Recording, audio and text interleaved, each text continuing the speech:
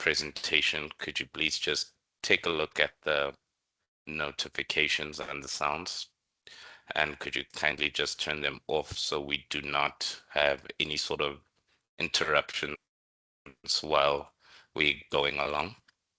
And for today's webinar, there will be a certificate of attendance awarded, as well as the copy of the slides and the recordings. Those will be sent to you, and the certificate of attendance will be sent to you within 4 business days from today. However, the copy of the slides and the video recordings will be 2 days from today. So please check your emails.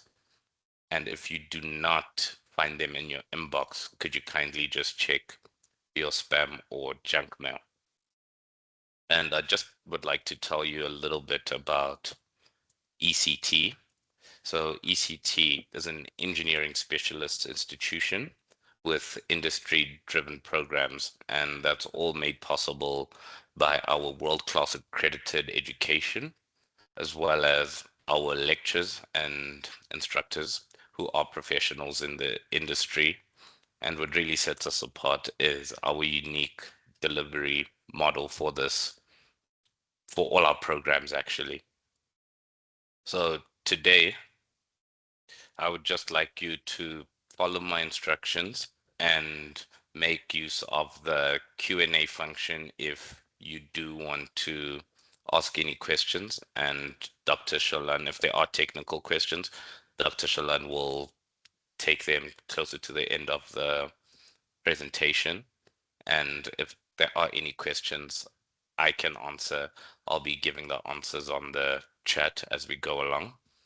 So I'd just like to also inform you that if you do not see the Q&A function on your Teams, you can always put your questions in the chat box and we'll be happy to answer them, as I've mentioned, closer to the end of the presentation. And today's topic, as I've mentioned, that will be presented by Dr. Shalan is IoT application for monitoring of critical components. So Dr. Shalan, if you don't mind, please take control of the slides and we can go ahead. Once again, thank you for your attendance. Thank you so much, Como. Well, hello, everyone.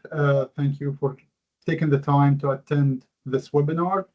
It is really good and appreciated to see you all interested, enthusiastic about such topics or such applications and about increasing your knowledge in the field.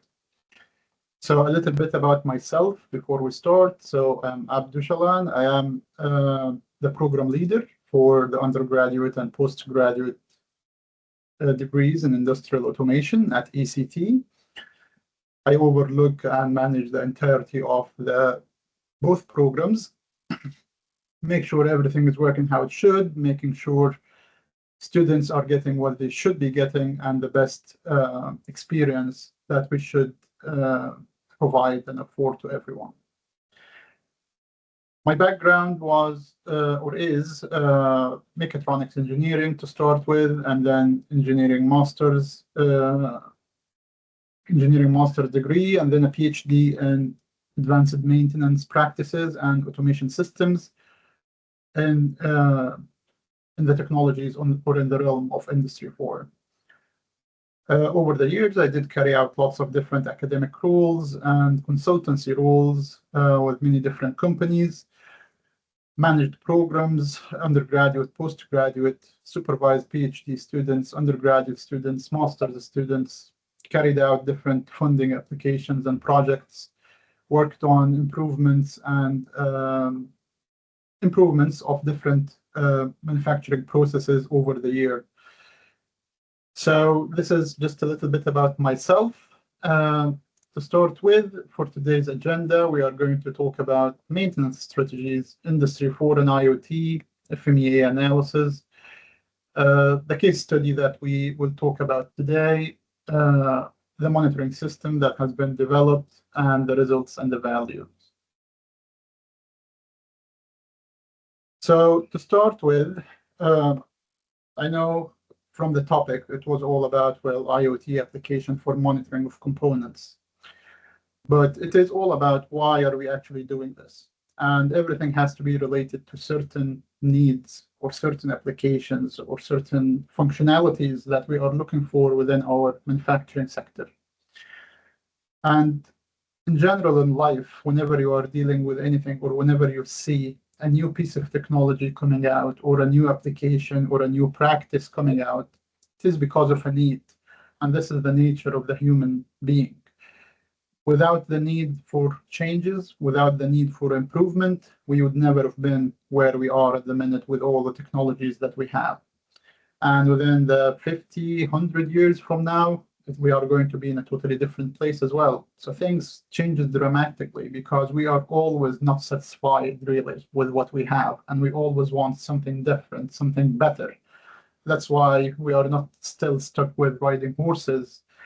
And now we have planes and rockets that can take us to outer space. And with everything that you might find or see around you, it is all because of that unsatisfaction that we always had and that we are not happy with anything that we have.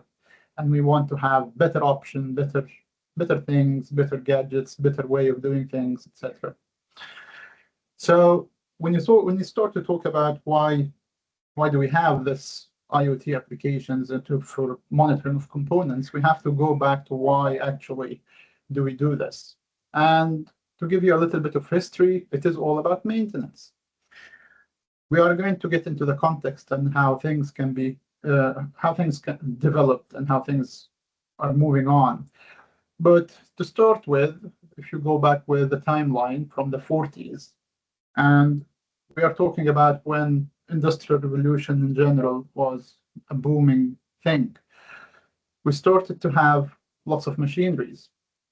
But in general, all of these different machineries were still fairly simple. It is basically a simple mechanical and electrical system that is doing basic tasks and not much complicated. There is no complexity in it, and everything was really easy to fix and maintain.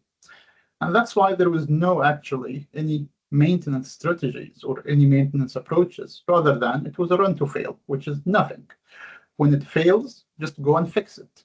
I'm not following any approaches. I don't have any schedule or whatever to fix it or anything. And that's because, as I said, everything was still fairly simple and because of different criteria as well surrounding the manufacturing process. So products were fairly simple. So machines were simple. Demand on products and the reachability to different countries and different continents was not really a thing. And everyone was making for their own city, for their own country. So the demand was not that huge. So generally, you wouldn't really run or overrun the machine, or you were not really that tight with delivery and schedule. You might just have one shift a day to run your production line for a few hours to just make what you should be making. That's it. You don't have that much demand to get to need for these machines to be available all the time. And at the same time, you didn't really have that much of a competition. New products or products were new from different aspects and different ranges. And the competition for each product was not there. Everyone was making a product and no one else is making it. So it is okay if it had a little bit of a lower quality or whatsoever. So it's acceptable. It's fine. And then things started to develop a little bit further, and that was the booming of the third industrial revolution when we started to have the first computers.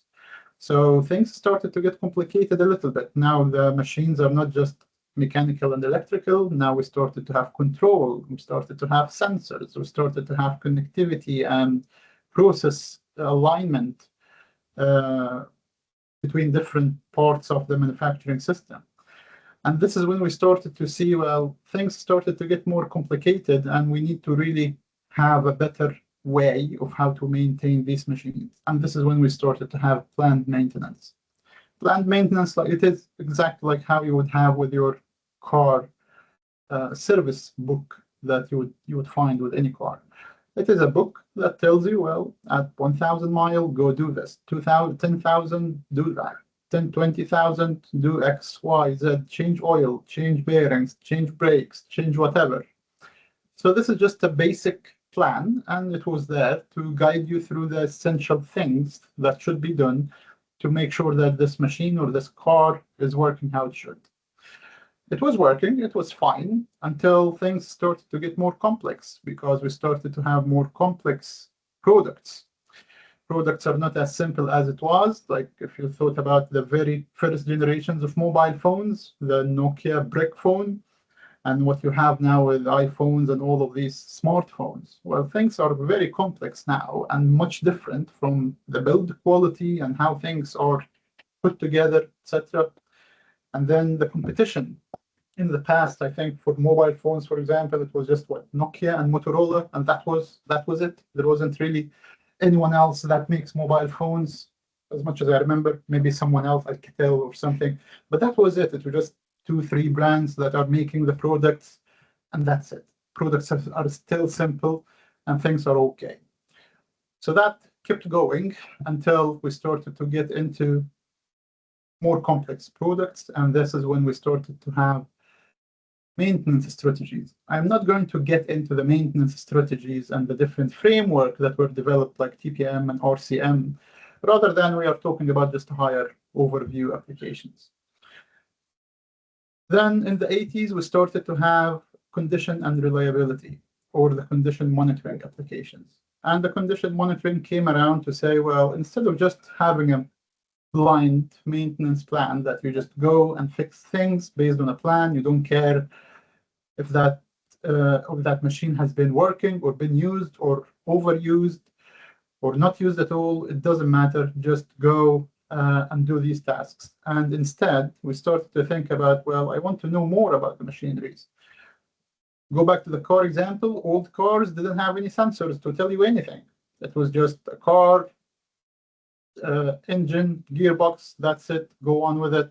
Maybe go and fix it when it needs to, or based on that plan. But now all modern cars have all the different sensors. A sensor that tells you the brakes state, a sensor that tells you about the oil level, a sensor that tells you about tire pressure, a sensor that tells you about everything. And that was the condition monitoring application. That was translated and transferred as well, or existed actually before in the manufacturing sector. So within the manufacturing machineries, the machines have all of these different things connected together. So it has a motor or different actuators in general. So if it is electrical actuators, pneumatic, hydraulic, steam, different systems, different structures, different applications. So all of this needed or could have been monitored to keep an eye on its performance, capability, etc.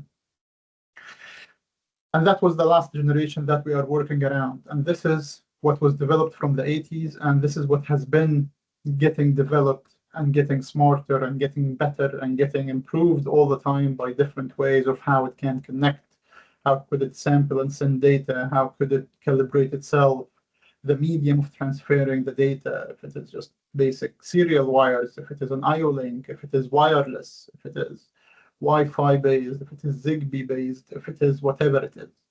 So since the 80s until now, we are working into that area of improving the condition monitoring capabilities. How can we make these systems better, more accurate, smarter? How can we connect them to each other, etc. So when we talk about each of these approaches that we just mentioned, so the run to fail, it's called reactive maintenance. So you are basically reacting to after the incident. So for example, a reliable machine for 3 years, then sudden end of life failure with no warnings happens a lot. Think about the manufacturing sector. They have motors, big motors. I've been to many factories that they have motors size of a small warehouse. So think about if that motor's bearings deteriorated and just broke down. So the rotor inside is going to fall into the housing, and it is going to destroy the the magnets and the systems inside, and you will just need to scrap the whole thing. And this is not just few hundreds, it's few hundred thousands of pounds to cost you to replace this. So catastrophic failures easily to happen with reactive maintenance. You get unplanned breakdowns. So when you have unplanned breakdowns, think about, for example, as something that we all know about, for example, 3D printers. You know that 3D printers, you can put a 3D printer for a job for hours or for days even. So if anything happened in the middle of that print, or that whatever the thing that you are printing, you'll have to repeat the whole thing. You have to scrap it and restart. And that's the same thing with the manufacturing equipment. They might have products getting developed or getting made or produced on a single machinery or a single task that is running for hours or days. And something might happen in between and you will have to scrap the whole thing. It's not like a very tiny baby 3D printer with a small product that will just scrap it, start again, rather than it can be much larger and much costly products that is going to have a higher financial impact. As well, with reactive maintenance, you are going to get reduced product quality. Well, this is one of the main competition areas between different companies. Why would you buy a TV or a fridge from one manufacturer over the other? It's because of the product quality. If your machineries are not working properly, so your quality is not going to be at best. So this is one of the big things that can impact your operations.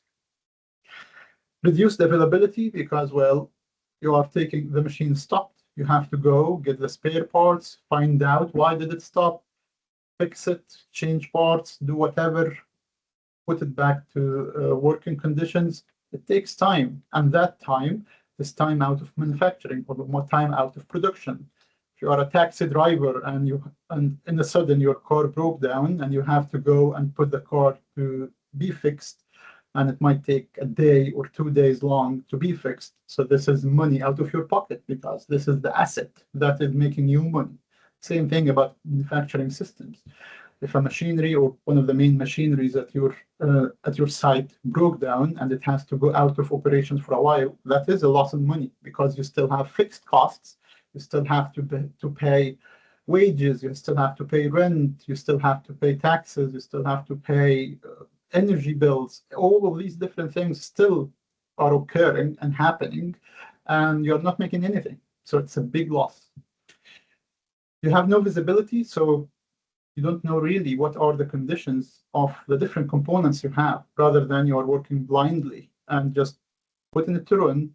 When it fails, go and fix it. You don't know really how good it is or how bad it is. And that was the whole idea of these three approaches. So for corrective maintenance, or that run to fail, so run to fail using corrective maintenance, run to breakdown, restore to operation, no planned activity. The good thing about it, it has no upfront cost. So I don't have to have any spare parts in place. I don't have a dedicated team in place that is waiting all the time, rather than it is just there. I'm just fixing it when it fails. For planned maintenance, it is a preset plan. So you have a list of different activities to do. It is based on the time or operation hours. So you might do tasks based on every day, every week, every month, or based on how many hours did this machine work for. It's 100 hours, 1,000 hours, etc. The good thing about the planned maintenance, it prevents a lot of the minor little breakdowns. So the research says that it can prevent up to 70% of the small breakdowns, or eliminate 70% of the reasons of minor breakdowns. But it doesn't have any real condition data. Think about planned maintenance as if that you have a car, and I have the same car. I am a good driver. I don't drive as much. I tend to maybe walk or take the transportation or the bus services between now and then. So every year, really, I maybe drive the car for a few months. But for you, you are not as good driver. You are always speeding. You are always taking speed bumps. You are not. You're using the car every day. So you're not really the best driver, and you are really exhausting the car. So if both of us did work based on that fixed plan, or the planned maintenance activities, it's not going to be fair to me for example, because, well, I'm not using it that much. So I could have instead went every year. I could have gone every year and a half. So I could have had extra 6 months of operation without spending that money on maintenance. But for you, you might have actually needed it to be every 6 months because, well, based on your usage and your behavior, you really need more frequent maintenance. And that's why plant maintenance are not accurate. And then we have that condition-based or condition monitoring systems. So you have the sensors and data that drives applications and drives decisions to fix things. So you detect, you predict, and you optimize. It maximizes availability because you tackle failures before they happen. The failure doesn't happen from 0 to hero really straight away. Rather than it is going to take its time until it happens. You are going to start to see degrading in performance. And that degradation in performance can be picked up. And then based on this, you can start to act before it reaches the failure point. So the good thing about it, maintain when it needs, or do it when it's needed. You are not just going to do it blindly. And the bad side of things, it needs upfront cost. It has a good financial impact to start with because you need to buy all the equipment. You need skills to analyze, collect, and use the technology and use the data appropriately. So this is the bad side of it. When we talk about condition monitoring in general, you're talking about 3 main elements. You're talking about failure diagnosis, failure prognosis, and maintenance optimization. When you talk about the diagnosis, it is all about how can I detect the abnormal behavior? If it is a vibration or a motor's vibration in general. So, well, you are dealing with, for example, let's say 10 millimeters per second velocity. If that increased into 25 and then 30, so you start to see that anomalies and you start to see that increment in velocity. So you start to have an idea that things are not working properly. There's a temperature sensor and the motor is heating up. So it's not going to go from normal operating condition of, let's say, 40 degrees up to 100 straight away, rather than it is going to creep up. And that creep up, it's going to be because of the degradation of the internal components, whatever that the reason is. Could be the bearings, it could be the windings, it could be the cooling system, it could be anything. But in general, you have an idea or you know that something is happening and something wrong is happening with the machinery. So I need to improve and I need to investigate what is going on. And this is the failure prognosis. So predict the failures, the future state of the equipment and estimate when that failure is going to occur. You know, if I did measure the temperature 6 months ago, it was 50. And then every month I started to see a creep up in temperature of 5 degrees average. So 50, 55, 60, 75. I know the failure point is 90. So I start to apply very basic prediction analytics, whether it is normal calculations or machine learning applications. If you are going smart and you start to predict when is it going to get into that maybe 90 degrees. So this is the prognosis. And based on this, you can start to optimize your maintenance plan. So you start to see that, well, that motor's inspection date is in 1 year, for example. But based on the data, it is going to fail within 6 months. So maybe within 5 months maximum, I should go and inspect that motor and find out what is wrong with it before it gets to the failure point. And this is the optimization that we're looking for. So this takes us to Industry 4. So we all now know about Industry 4. We know about the technology, and we know about, well, it has many different nice things. So it has AI, it has 3D printers, it has IoT, it has all of these nice applications. But from the core principles of Industry 4, Industry 4 came out with guidances. So these guidances are the things that works as the foundation of all of these different technologies that you know about Industry 4.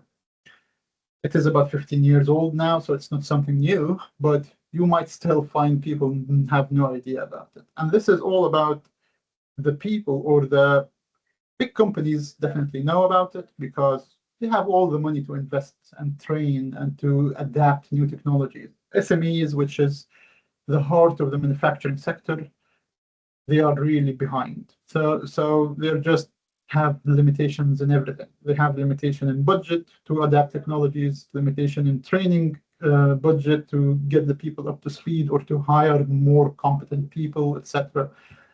Maybe usually family business or whatsoever. So they don't really have that knowledge to improve. Rather than they are stuck with something, they are doing it, and that's it. So looking into that, these principles of Industry 4, so we have 6 main principles. So it is all about interoperabilities. In the past, machineries didn't really use to talk to each other.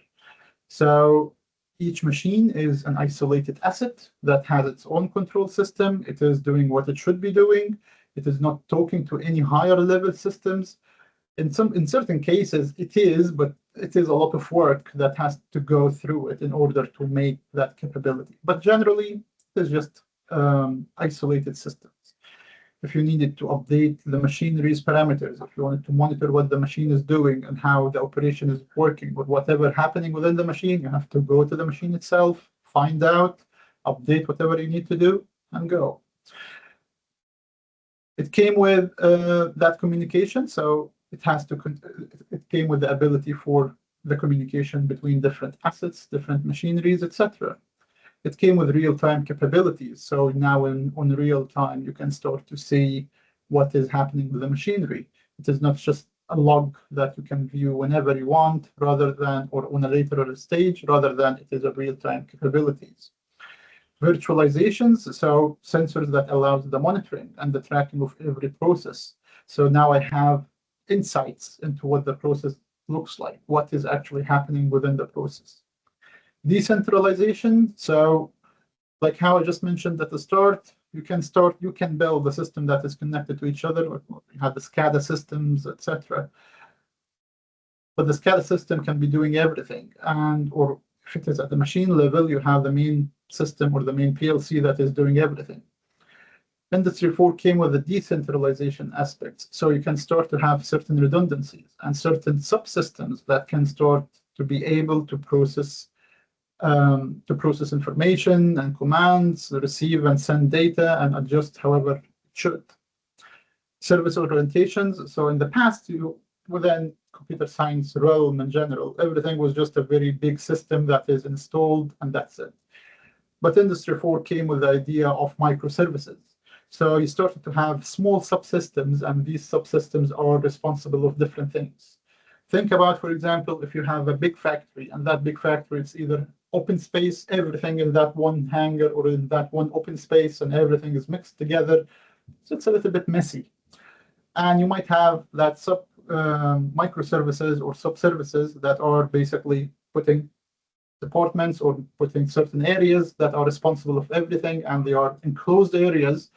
They all still talk to each other, but now you started to have that encapsulation of different areas by itself that can do its job. If you wanted to improve one thing, it's fine. If you wanted to add another area, it is fine. You don't have to update the whole structure and the whole flow of things, because each element or each department or each section is an isolated system. Modularity as well. So it came with a quick fixable tasks switching for the machinery. So in the past, if you wanted to, and one of the big examples that can lead you to this, think about cars manufacturers. In the past, if you thought about any cars factory, you would see that, you would hear that, well, it is a factory that needs billions worth of investments. And if you want to build a factory, they are always building a factory.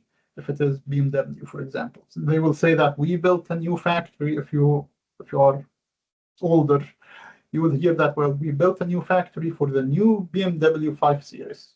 So you see that if the factory has been built for a specific model, for a specific car, and that was costly.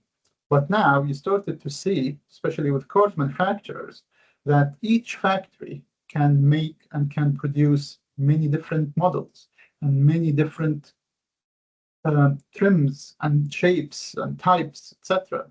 And that's because of that modularity aspect. They are able now to switch or to include different parameters and different setups for different components or different products within the exact same production line. In the past, that was not an easy task. You have to update all the different machineries and update all the machineries programs and find out how can you make the new or adapt to the new products. So that's why it was one model. But now every factory can produce any models that you want as long as it is within the machinery's capabilities.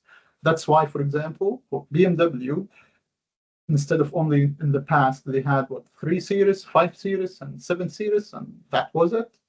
Now they have all the different series. And that's not because that they built more factories. It's because they managed to include or be able to make more products out of the same factory. So they have series from series 1 to X to from first series up to 1, 2, 3, 4, 5, 6, 7, 8 series. And the same thing with the X's. So X1 up 2, 3, 4, 5, 6, 7. So that's a lot of different series, a lot of different cars. And they are still getting made of the exact same factories that existed before. That's the whole principle of modularity. I can make many different things out of the exact same manufacturing line. So you can start to feel now how this is impacting the manufacturing sector. Without this, none of these companies would have been able to make all of these models, because I'm not going to build a new factory for all of these different cars, not a new factory for the 1 series, the 2 series, 3, 4, 5. It's not really financially viable because some cars will not really sell. So I'm not going to spend all the billions for building a factory, and the development of the product, and eventually it's not going to be successful. But now I have that option. I just need to develop the product and adapt my machines to it in a very easy way, roughly, compared to the past, and that's it. So getting back to that IoT principle or IoT branch of how things can be done. So how can you build an IoT system for condition monitoring? When you build an IoT system, first thing you need the sensors. So all the different sensors that you highlight as the best fit for your usages on your machineries.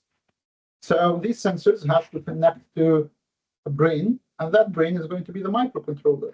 That processing device that can read the data, do the calculations, the sampling, make everything how it should. So at that point of the microcontroller, you have a sensor connected to a controller that is processing the data, reading it, everything is okay at a microcontroller level. How can you send the data?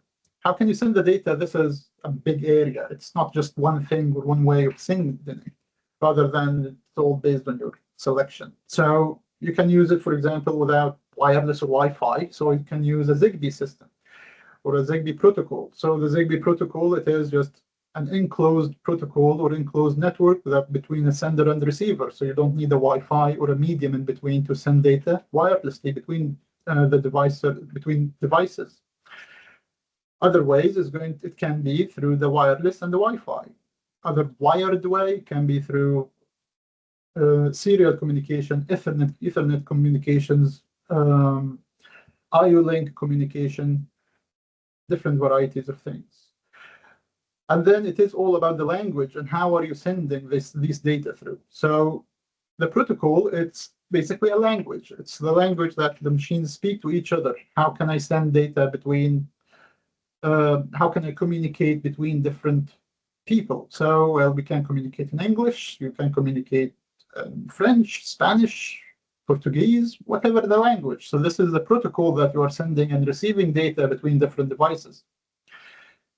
So MQTT is one of these wireless protocols. It was developed by WhatsApp. It is a very lightweight protocol to send and receive data. That's why when you are texting someone, the message goes straight away in WhatsApp. It doesn't take that longer time to be sent or received, rather than it's instant. So very lightweight, publish and subscribe messaging protocol. We're not going to get into how MQTT work, but it's a nice protocol, good useful protocol for industrial application to send just data, not sending images and photos and big files and whatever it is, rather than you're just sending numbers, readings, and that is very efficient and sufficient for it. So now we know what is what's Industry 4, what are the different maintenance practices. The last thing we need to know before we get into the case studies is FMEA, failure mode effect analysis. Or at certain applications, it has a different version called FMECA, failure mode effect and criticality analysis. So the whole idea of failure mode analysis, or FMEA, it is you want to know how this machine is going to fail, or how this different subcomponents or different parts of the machines are going to fail. If I have a motor, how this motor is going to fail. It can have broken bearings, it can have a bent shaft, it can have cracked housing, it can have burnt coil, it can have faulty cooling system or fan, it can have different failure modes. So it is all about knowing these failure modes. Once you know them, you need to find out the effect of them. If that failure happened, what is going to happen? If that bearing failed, what is going to happen? If the cooling fan failed, what is going to happen? If the housing or the fixtures or the base cracked, what is going to happen? So you start to find out what would be the impact when that failure takes place. And then you start to find out what can be done to prevent these failures from happening, and what could be done if the failures happened. So you can start to have the contingencies and what are going to be, or what are the different stages of operation that you need to do when the failure takes place. And that's the whole idea in a very basic way about what is FMEA. So you have this systematic approach to give you really good insights into what is going on and how can you define the different things. Now let's get into our case study. So the case study, it is all about CNC laser cutting machine. So this is a factory, and this factory mainly is relying the primary work of them. They have, I think it was about 20, 30 of these laser cutting machineries.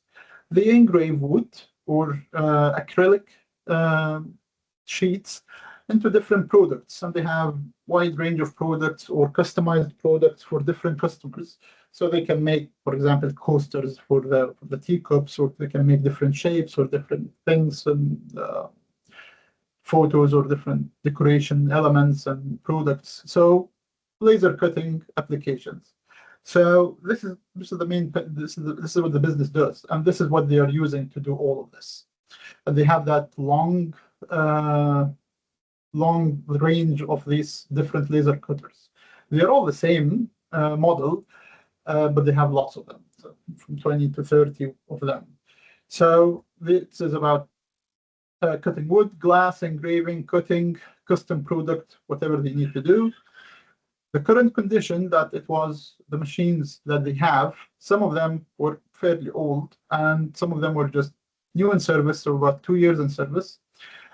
And the condition was that they are reliable for the first 3 years, and then they start to have failures. The same thing about anything that you get or buy new and you never maintain it. You get it if you bought a new car, or if you bought whatever you bought, a new toy, a new thing. So it is working for a while, and then if you're not fixing it, maintaining it, it is going to break and start to have different failures all the time. We're looking at the moving parts. So it is a CNC laser cutter. So it is basically X and Y axes that are going over whatever the sheet that they have to do the engraving, the cutting, whatever they want to do. So for the end-of-life failures, so breakdowns mainly from the worn-out components. So because generally what they're relying on is moving parts, so they have the motors, and they have the axes, and they have the bearings, and they have the belts that connects everything together. They have water circulation pumps, and they have extractors to extract fumes out of the cutting process, and they have all of these different moving parts within the machinery. So they are all prone to break down, and they all fail at certain points. So that was one of the big issues that they are having. So following in the methodology of from the start to end into how can we get into the bottom of this. So I carried out 6 different steps. So first step was the interviews. So you need to know what is going on. So interviews with the maintenance managers to identify the assets. What are the different painful points or painful applications or incidents that are taking place? The following step was the asset ID, was characterizes all the assets, all the modes of operations, what each machine is used for. We are having certain machineries for glass, some for wood, some for acrylic, some for whatever it is. So asset IDing and knowing what is going on and what each asset is getting used for. Then carry out the failure mode effect analysis. I'm not an expert with laser cutters, so I need to know, well, what this machine is made of, what are the different components that make this machine, and start to analyze each component and each part of it. And this is what you can get with FMEA. You start to map all the failures that can happen within the different components. Well, you have a belt here, you have a motor here, you have a pump, you have a laser head, you have all of these different parts. How could all of these different parts fail? What could be the impact of these parts or the failure of these parts? And then it was about how can we select at stage 4, what are the select the best sensors or the best sensors that fits health indicating the health of each of these different critical components. And the 5th step was about building the system and refining the system and get what needs to be done in place, and then visualize this whole thing, test it, find out what is happening, if it is working how it should, etc. From the FMEA results, we found mainly 6 major issues. Well, the first issue was about the bearings of that machinery. So because, well, you have X and Y axes that are going on all day. So, well, this is bearing issues that happens or degradation in the bearings that will take place over time. And you have to find out at what stage it is, because the impact of it is going to be stop or to break the bearings in the middle of the operations or to give you bad product quality. If it did stop in the middle of the operation, you are going to scrap that product in general and you have to start over. So waste of material, waste of time, waste of resources. And if it is degrading, you are getting bad products. So again, the same impact. So that was one of the main issues. And then we had the extractors issue. So we are doing engravings and cutting. So you have lots of different fumes, and these fumes are health and safety hazard. And the extractors at certain machineries were not working how they should. They degrade over the time because of the buildup of the particulates and the clogging of the system. And then we had the motors. So the motors are degrading over time. So the windings and the bearings of that motor are degrading. So you start to have lower performance and higher power consumption. So the nature of the motors in general, when you have a motor that has a set speed of whatever RPM, 1,000 RPM. So if that motor you started to apply force to that motor to resist or to restrict the movement. So let's say, for example, you're holding the motor shaft and preventing it from spinning at 1,000 RPM. What would happen is that motor is not going to slow at first, rather than it is going to withdraw more power in order to maintain that 1,000 RPM. What it knows that I have to keep a speed of 1,000. So I'm just going to keep pulling more power and pushing through in order to get to 1,000 RPM. And that's why you get lots of different motors burned or the windings are burned out. And that's because, well, there was a restriction within the motor that is not allowing it to rotate freely, or it had much higher load than what it could or what it is able to handle. So it started to take more power so it can push through and give you that speed you're looking for until it did burn out. And that is the principles of how motors work. Another issue was the water pump. So because you need to cool the laser head continuously, so there was a water pump that circulates the water around the system, and at multiple occasions they had this water pump failing. Well, it is still a pump. It will fail for one reason or another over time if it's not maintained properly, so it would fail. But when it fails, you start to have an increase in the laser head temperature, and the main thing about the machine, which is the laser cutter or the laser head that applies the cutting, is going to fail, and this is a very big loss on the machine. And then you have the surrounding temperature and humidity, because the nature of the products, it mainly was wood. So you really need to maintain certain temperature and humidity to not mess around with the materials criteria and characteristics so you can have a good product out. So the surrounding environment, temperature and humidity was an important aspect as well to be monitored to make sure it is the right parameters.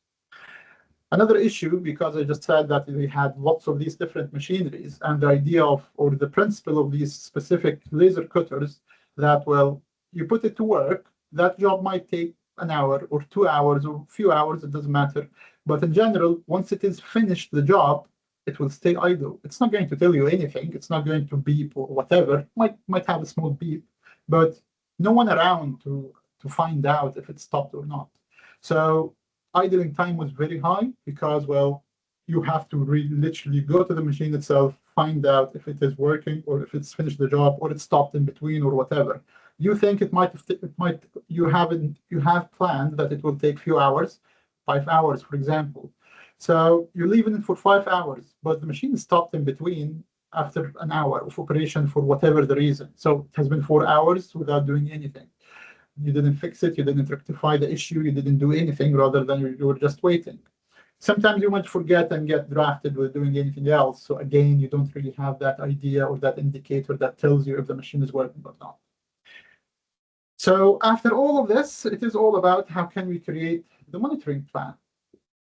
So now we know what the components that we need to monitor.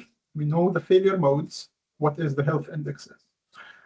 For bearings, it was resistance for free rotations. So this is what the bearing does really. It's the free rotation. So if it is degrading, it's not going to rotate as freely. So vibration monitoring. For the extractor fan, so low extracting capacity, so buildup of different particulates.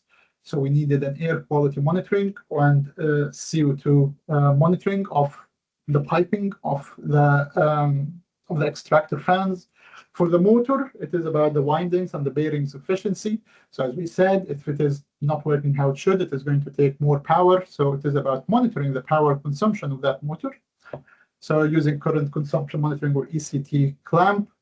For the water pump, so it was about decreasing or the decreased flow rate. So install a flow monitoring sensor. Materials environment, so the degradation and quality change. So again, temperature and humidity. Machine idling, this was derived from the current consumption. If the machine is not withdrawing any current, so it is stopping. If it is taking current, it is working. If it is taking more current, so this is another indication of motor's failure. So we used the current monitoring in 2 different ways.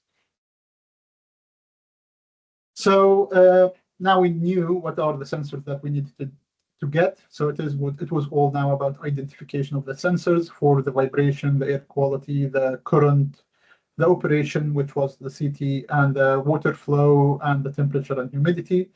All of these sensors that were used were still experimental systems. So the whole system that was developed was experimental, meaning that, well, if you want to have a commercial system, it will rely on similar sensors and similar equipment, but you have to go through totally different certifications and safety precautions and marking and CE marking, all of these different things. That is not the topic of today, but it is all about the principle. So after this, or at this point, what we have all of these different sensing nodes: vibration, air quality, current, water flow, temperature, and humidity. All of this now is connected to one processing unit. So it was connected to ESP32, again, experimental board. For actual applications, you would need to go for maybe an ARM Cortex-based microcontrollers. You might want to go to the PSOC6 or after ones. So again, it is about the principle. So all of these are connected to the wireless controllers, and this wireless controller is connected to a network, the existing network that is in the factory. Using MQTT protocol and Wi-Fi, it is sending the data into a centralized gateway. So we use the gateway that has the heart of the operations, so the receiving of the data and the dashboard that can show you everything.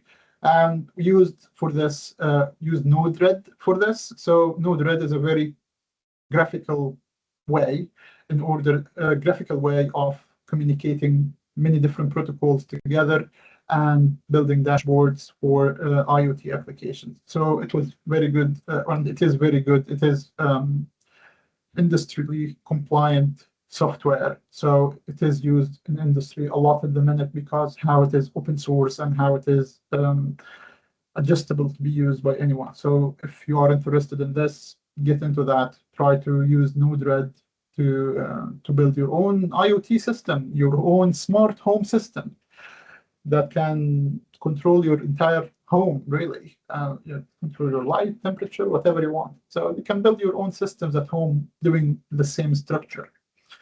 That structure is only for receiving data, but again, you can send data. So if you did connect it to light, so it can give commands to do different things. So again, look into it. It is a very interesting area if you got your head around it. So that was the whole structure. So we have a centralized gateway, and that gateway has Node-RED installed on it. So it has everything that you would need. And then you have the web dashboard, so which is on the gateway as well, and it can be accessed by any device that is connected to the same network. We had a sampling of 10 seconds. We had the central gateway to collect all the data and store them in a CSV format. We had access from everywhere. And this was the developed dashboard using that Node-RED. So you have all the different real-time indicators that are telling you all the different readings out of the machineries, if it is temperature, humidity, vibration, water flow, etc. And we had as well historical data readings that is giving you over time what were the different readings that occurred or happened through. So you can see the historical data, and as well they are stored internally if you wanted to pull them out. You can do many different things, but this is the simplest form. Then start to make much more complex things on top of all of this. We had set points and alarms. So we had set points for all the different failure modes, but depending on the manufacturer's suggestions and documentations. What is the normal operating temperature? What is the normal operating vibration? What is the normal operating flow rate for the water? All of these different parameters were included in the system. So we had set points to tell us if we are exceeding these thresholds or not. We had the alarms combined with this. So if these set points were increased or overshot, you are going to get an alarm. You are going to get an email to tell you what is happening, what is going on. And then, physical indicators. We installed a light on top of each machine to tell the machine that, well, it is not on, so the machine is off. And this is all driven by the CT clamp. And this is this did support the maintenance schedule in the window before the breakdown. So we start to build our maintenance plan based on these readings and based on knowing something is wrong happening or something wrong is happening. So the system delivers early failure detection, so we can know what is degrading before the actual failure happened. Less idle time, so now we can see and on the machine itself by the indicator and on the monitoring system that the machine, if it is working or not. Remote monitoring with whatever device, like how I was using an iPad to do this. Good adjustments for planned maintenance. We know what should be done and when. Safe operation. So for the extractor gas or the extractors of the gases, now this is working how it should because it is getting fixed how it should. Data for prediction. So all the data are stored and getting used for further or future predictions, which could have been automated as well. Continuous improvements. Refined over several iterations. So because accuracy matters for the sensors, so the sensors were changed and different selections were used every time to make sure it is working how it should and it is sampling how it should. It is not prone to hysteresis and noises, etc.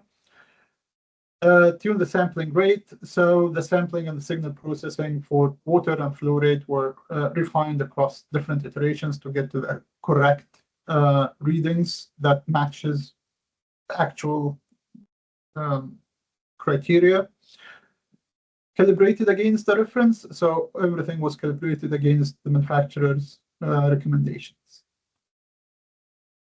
So why this scales on the shop floor? Because each of these developed nodes can be replicated and can be installed on each of the machineries. And all of them are going to be connected to that centralized gateway to store the data and to view the data and to do all of these different applications. So you have good scalability option here. It's not to the thousands because, well, it's a very few instances when you're going to need thousands of nodes to be installed if it is massive company. But generally, it is sufficient, efficient for up to hundreds of sensing nodes. And again, all of them can be connected together. All of them can scale together. So the whole approach that was followed, that we have a centralized gateway, and that gateway can connect to any mobile device. And under that gateway, or what this gateway can connect to hundreds of these different microcontroller-based sensing nodes that can receive all the data from them and process it under one umbrella. And you can just access it from one or two different or three or whatever the different devices that you want to use. So that was the whole idea of such structure. It's not an isolated system or one-off system, rather than it is collective. That is it for today. So I hope that was useful to all of you. I hope that gave you good insights into what the technology is and how this technology refers to different things. It is all about why. It's all about knowing why are you doing certain applications or certain tasks, and you have to relate it to a need. And that is the maintenance and how can you adjust your maintenance? It's not about, oh, well, we have IoT, this is amazing, let's play with some IoT kit, but it is all about why do you want to do this? So I hope that gave you a good holistic overview of maintenance and its relation to IoT and applications and adjustments, etc. And yeah, thank you for today. Thank you so much, Dr. Shalan. And thank you all once again for attending this webinar. So as we're moving forward, I just want to let you know about the upcoming courses that ECT is offering. So we've got 4 HE courses that we offer, and our bachelors in industrial automation and electrical engineering are set for September. And after that, the next intake is February. And similarly with our master's programs, so we've got the power system analysis and renewable integration, which will be starting in October. That's the first intake we have. And thereafter, it will be February. And the same for our industrial automation and instrumentation master's program. So now I will be sharing the link for you guys to fill out the form so you are able to receive the copy of the recording and the slides, as well as the certificate of attendance. And the QR code is on the right, the link is on the left, but I have actually put the link on our chat, so you can go ahead and check that out. And lastly, I just would like to take a few questions. We've got about 2 minutes to take some questions. However, I do see that there were 2 questions that were sent to us. And Dr. Shalan, the first one is from Ibrahim, and he stated that he previously completed ECT's PLC and SCADA training, and he has a question regarding the decentralized architects. From an asset reliability perspective, how do you determine which critical decisions should remain at the PLC edge level versus being pushed to SCADA or cloud analytics, especially for predictive maintenance applications? Right, so that's a good question, and it is good to hear that you did finish one of the courses or the PLC course with us. So in order to make that decision, you have to make the analysis for that system first. So as we said, it is all about failure mode effect analysis, go back to the FMEA and know what is actually important to stay within that machine, or what should be pushed to the SCADA system. So you're looking at the system safety, for example. So to start with, well, the safety elements have to stay within the machinery itself, and this must be there. So you have to control the safety elements within the machineries for equipment protection, for safeguarding elements, for basic alarming applications, for the different PID control systems. All of this has to stay within the machinery. It must be there. It is not just to be sent from the SCADA system. Because the SCADA system, the link with the SCADA system, even though it is very reliable with the modern communication protocols and modern ways, it is still have to be all of these, any safety related issue or any critical control issues or elements have to stay within the edge devices. So think about the importance, or why do you need SCADA? SCADA, it's all about the organization of tasks between different people. So the SCADA system is the head manager for that factory. So the big manager that is controlling all the machineries. That head manager doesn't do everything or doesn't take the critical decisions for each machinery's operations. So these decisions have to be staying with all of these different with the specific machineries. So think about the SCADA. It is about coordination of tasks. It is about higher level alarming management and the changes of parameters for the machineries. So you need to change the overall parameters for different components. For example, if you want to switch between different products. So this is what can be pushed into SCADA system. So SCADA as well is used for reporting mechanisms. So you can use it to generate reports and to monitor the overall production, how many has been made this day, what was the uptime, what was the downtime, what was the cycle time, all of these different management techniques. So all we think about SCADA is about management. But when you talk about safety, when you talk about the exact operating conditions and tuning of the different parameters and motors, etc., this has to stay within the machine itself. Thank you for that, Dr. Shalan. And I think we just have time for one last question, which Ibrahim as well, he posed to you. And he asked, how do you validate the selected sensor data is truly predictive of equipment failure and not simply creating more data without actionable insights? Well, what does the manufacturer say? So you're not just taking data or taking readings based on nothing. Well, you must have a reference readings anyway.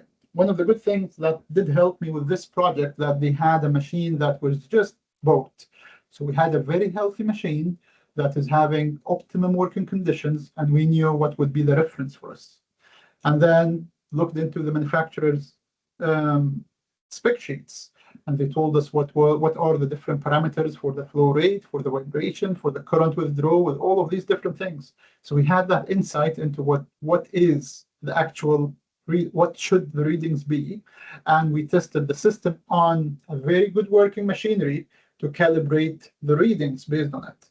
So because we know from the manufacturer this should be the readings, and then from that machinery we are getting some readings that are matching the manufacturer because, well, it is a new machine. So that was the calibration process to find and to make sure that we are having the best readings to be there.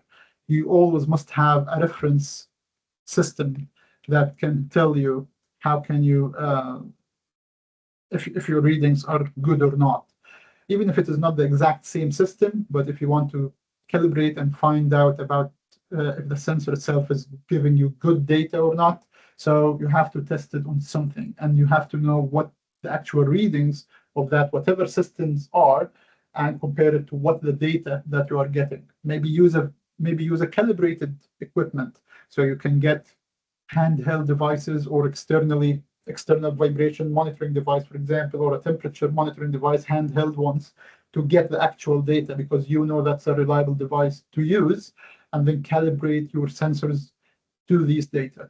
So it is all about finding the reference to your readings. I hope that was helpful, Ibrahim. Thank you, Dr. Shalan, and thank you for everyone who attended. I know you've taken your valuable time to be with us, and we do truly appreciate that. So, as I've mentioned, the recordings and the slides will be sent to you within 2 business days from now, and the certificate of attendance will be sent to you within 4 business days from now. And I'd just like to notify you to check your junk or spam mail if you do not find it in your inbox.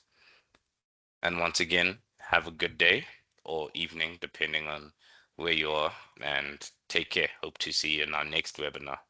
All the Thank you, best. everyone. Bye. Cheers. Bye.